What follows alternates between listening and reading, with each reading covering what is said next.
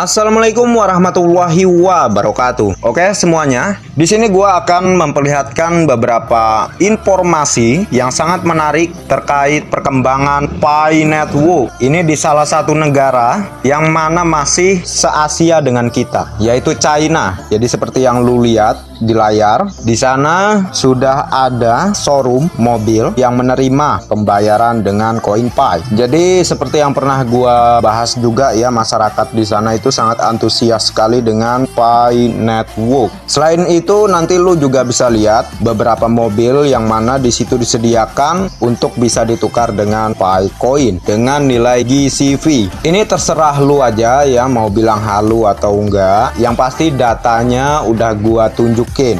Jadi gua itu bukan hanya bisa ngebacot aja, tapi gua langsung tunjukkan fakta realnya. Dan itulah fakta real yang ada di sana. Dan di beberapa tempat juga sudah lumayan banyak menerima pembayaran dengan Pi. Nah, jadi negara China ini nggak bisa kita anggap remeh juga. Soal IQ Indonesia dan China, ya gua bukan merendahkan IQ negara kita, tapi lu bisa cari aja perbandingan IQ. Nah, dari situ aja secara logika China ini, kenapa mereka sangat antusias dengan Pi? Karena mereka tahu potensi dari suatu mata uang digital seperti Pi ini ke depannya. Jadi mereka itu melihat dari perspektif bahwa Pi ini sebagai uang, bukan lagi sebagai cryptocurrency. Makanya mereka berani melakukan pertukaran, mau itu dengan mobil lah, mau itu dengan barang lah, dan lain sebagainya. Jadi seperti yang gua bilang sebelumnya, mereka tahu potensi.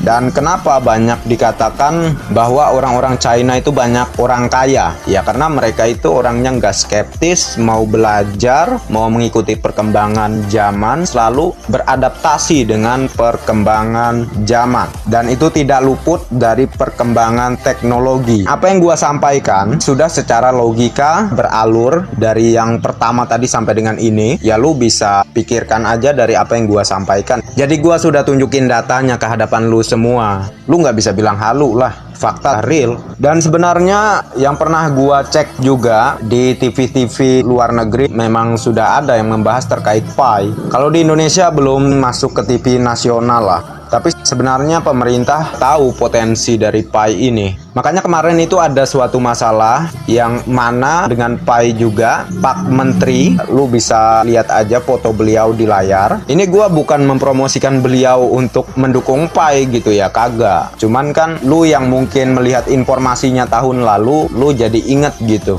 Kan beliau katanya ingin memblokir aplikasi Pi dari Indonesia. Kalau nggak salah ya, kalau nggak salah. Tapi pada faktanya, sampai dengan saat ini aplikasi Pi tetap bisa diakses. Nyampe nggak lu apa yang gua sampaikan? Secara logika nih, artinya pemerintah juga mendukung, walaupun secara diam-diam. Dan gue juga pernah bilang bahwa para elit bermain selalu di bayangan. Nggak suka keluar-keluar kayak lu semua. Jadi Pi ini punya potensi besar untuk kita semua di masa mendatang. Ya manfaatkanlah. Anggap saja sebagai tabungan untuk persiapan ke depannya. Jadi lu bersyukur udah punya Pi, tetap mining aja sampai dengan saat ini, dan seterusnya dan seterusnya. Dan sebenarnya gua juga nggak peduli mau dikatain halu lah dan lain sebagainya. Kenapa tetap gua respon yang nyinyir sebelum dan sebelumnya? Karena gua tuh ingin meluruskan pola pikir orang-orang yang tidak nyinyir gitu, supaya mereka itu tidak terhasut otaknya. Itu saja. Sebenarnya gua nggak jadi masalah sih mereka mau nyinyir kayak gimana pun.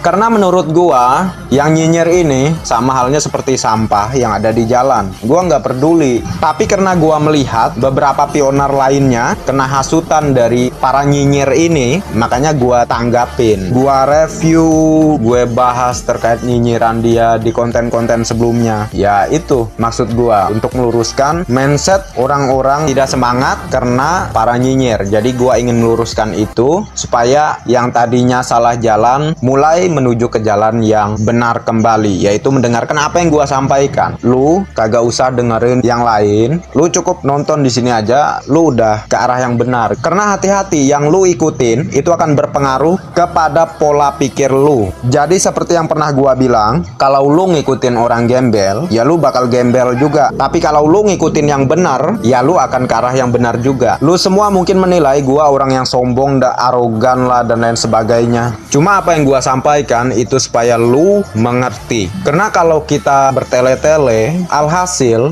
poin intinya itu kagak jelas, malah bikin lu bingung. Jadi ketimbang gua bertele-tele, sok-sokan menyampaikan dengan nada yang halus, nada yang lembut, buat apa gitu? Mending kan apa adanya. Ya lu nggak suka, ya itu urusan lu. Yang penting gua tidak pernah keluar dari data dan fakta, dan apa yang gua sampaikan, gua langsung tunjukkan datanya. Jadi gua itu ngebacot berdasarkan data dan fakta, nggak kayak yang lainnya ngebacot tapi isinya nggak ada. Sampah kan kesannya seperti itu. Jadi makanya lu harus berhati-hati. Siapa yang lu ikutin itu akan mempengaruhi pada pola pikir lu, pada keputusan lu nanti. Jadi cukup nonton di sini, lu udah ke arah yang benar. Jadi mungkin sekian bacotan gua kali ini. Assalamualaikum warahmatullahi wabarakatuh.